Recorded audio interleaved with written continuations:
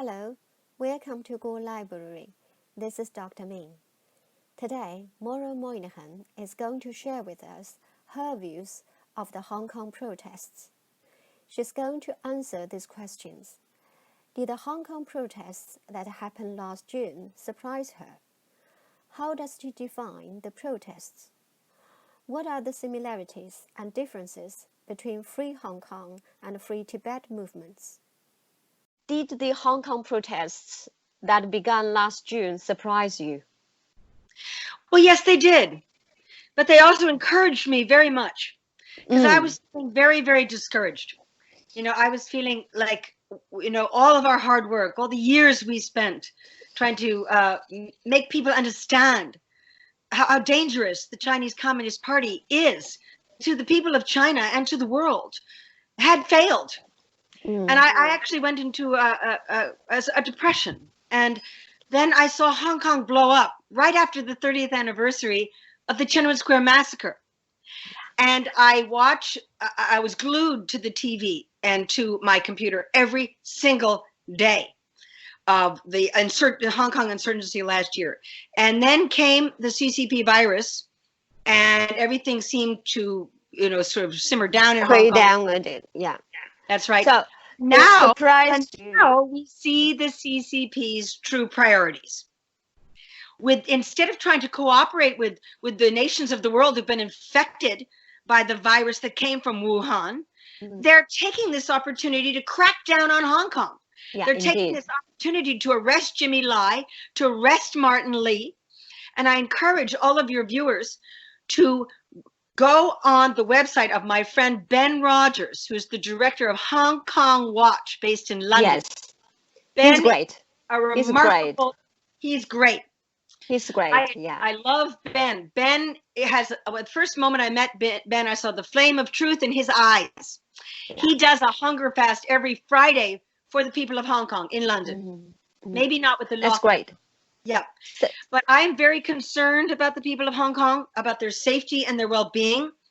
I think this shows that the Chinese Communist Party is much more concerned about holding on to power than helping fix this dreadful global pandemic.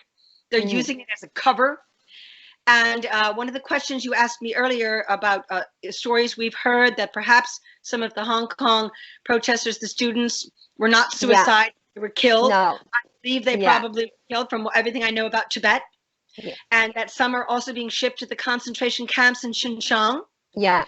I've heard that too. I heard that last summer from my sources at Radio Free Asia and my other sources on the ground in Asia. Don't forget, I've been doing this since I was 15 years old. Yeah. I've been following the CCP since the early 70s. And so I have a network that I have built up that is trustworthy, and we've never been proven wrong.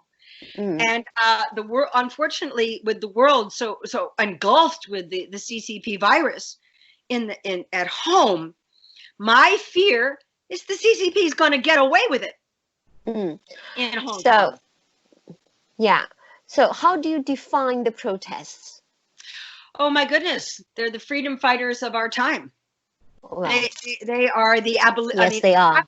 That the Tibetan people were the abolitionists of our time, because we were so small, just so few of us up against a monstrous entity. The CCP is so big, so violent, and the Hong Kong protesters are absolutely my heroes. I'm wearing a Chinese dress and earrings from Hong Kong, in solidarity with the people of Hong Kong, and I want them to know. Great.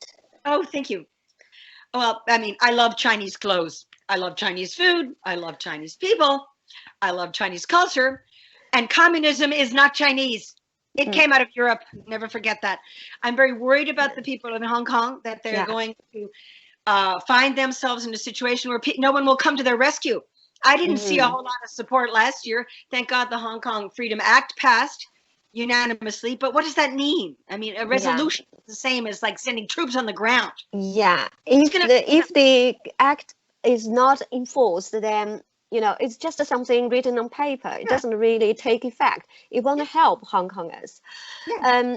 So what are the similarities and differences between Free Hong Kong and Free Tibet movements?